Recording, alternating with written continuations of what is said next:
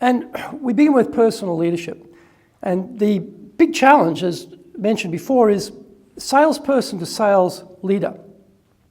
What got you to be selected to be a leader is not what you need to do now that you are the leader. Simple idea.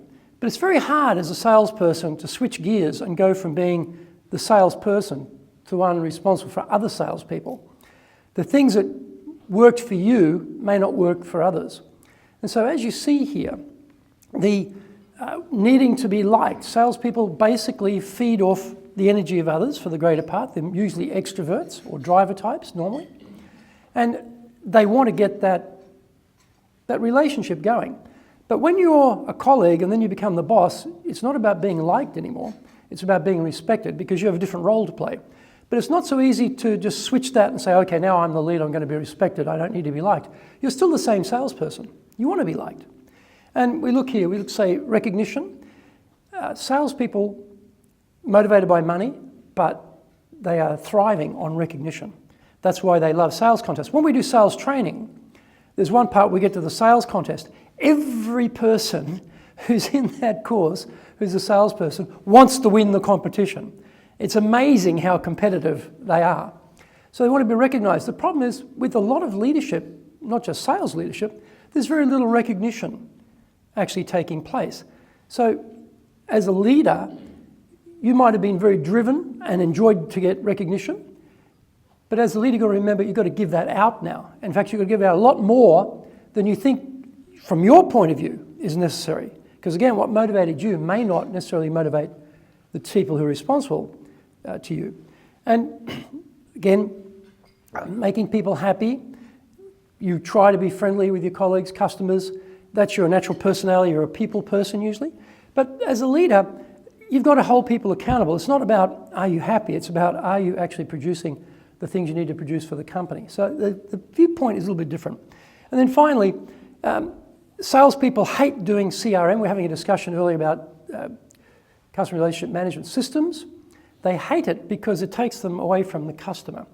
And often what drives salespeople are those human relationships. But then you become the manager, and your customer time, usually depending on the size of your organization, can become quite short. So a lot of things that gave you pleasure are now replaced by paperwork.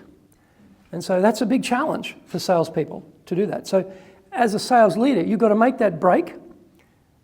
And if you've got sales people becoming sales leaders, don't expect them just to make the switch overnight, just turn on a light switch and they change. You've got to actually coach them about their new responsibility. Because often what happens is they get promoted and then the expectation is somehow they're going to know all this stuff. Well, maybe they don't. So we might think about how we educate the sales leader. Now, this very simple definition of sales leadership. The critical words in this sentence are willing cooperation. And everyone has received a copy of the Golden Book from Dale Carnegie, and there are 30 human relations principles and 30 stress management principles in this book.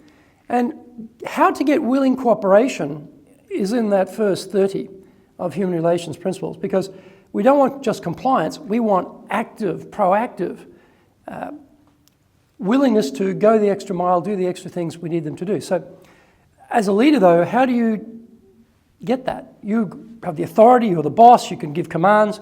That is not that effective.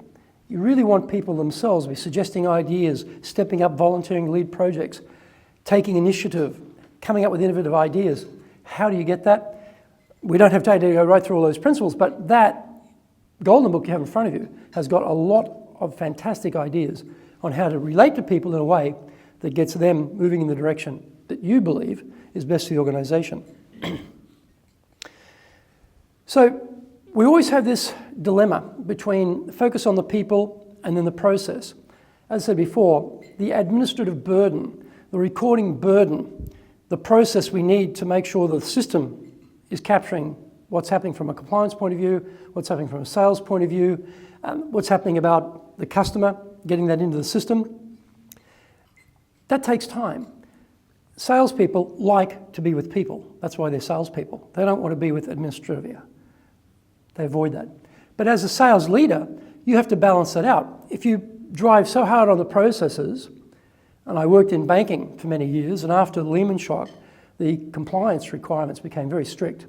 And it actually found yourself really unable to do a lot of things, take initiatives, because the credit and risk departments were so tight on anything new, that it killed the process, the process, I should say, killed the initiative, that the people could actually deliver results. So that balance as a leader becomes very critical. If you just go work with the people all the time and then you don't take the process into consideration, that's when you're going to have problems later on. Where's the information? Is it correct? Is there an issue around defects? Is there a quality issue? The other part we see here is between doing and leading, and this is very hard to turn this off, and I'll talk about this in a minute.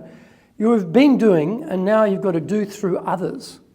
But the others may not be as smart as you, may not be as motivated as you, may not have as much experience as you, may not be as willing as you are.